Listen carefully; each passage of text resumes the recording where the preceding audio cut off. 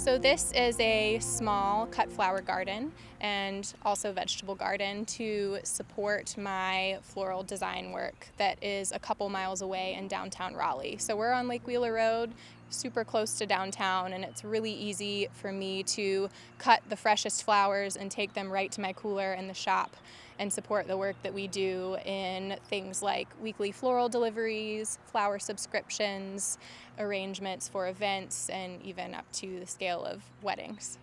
North Carolina Farm School was started about 5 years ago as a county program with Amy Lynn Aberson.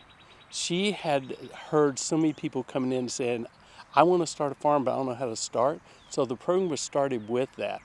And the second year of the program, she came to us and said, can you take on this program and make it a statewide program? And so for the last 5 years, I've been working with that to help people who are considering farming kind of walk through the process to see, will this really work? So we have them match up what resources they're doing, inventory of what they have, match it up with what they think they can grow. Then we work through some numbers where they see, is this going to be profitable? What's it going to cost to start up? Then we go into the marketing side of that is there a market for what we're trying to sell? Some things have markets and some you're going to have to build the market. Then we kind of end this with kind of a contingency planning of helping people bring those optimistic projections down to something that may be more realistic to do.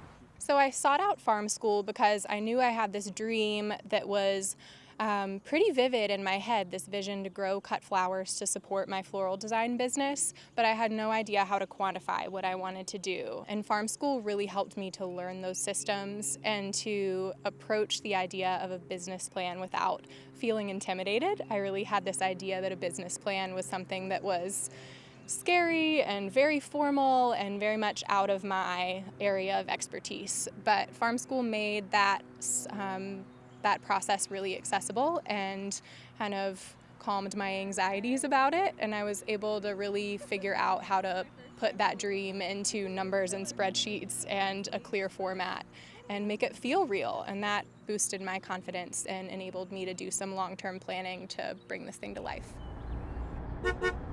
This is our floral shop and studio. We've got a retail shop up front where we make arrangements for people to come in and pick up spontaneously. We also make arrangements for delivery in the downtown Raleigh area. And we also have a studio workspace in the back where we create larger scale arrangements for weddings, events, that sort of thing. We and a lot of other young florists are trying to source more locally to support the local economy and to also kind of be conscious of environmental sustainability as it relates to the floral industry.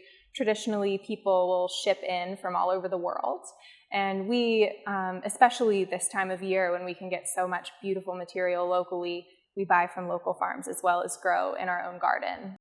The biggest thrill I get from doing this is coming back and seeing people who actually started with a concept, come back and see them in a year or two and see what they developed. That is probably my biggest thrill, to see folks who've actually taken that concept, turned it into a real farm business.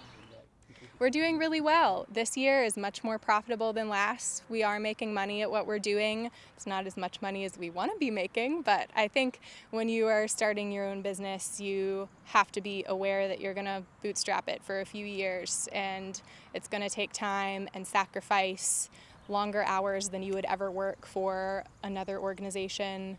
But when your heart is in it, all of that is worth it. And I feel super optimistic about where we're headed.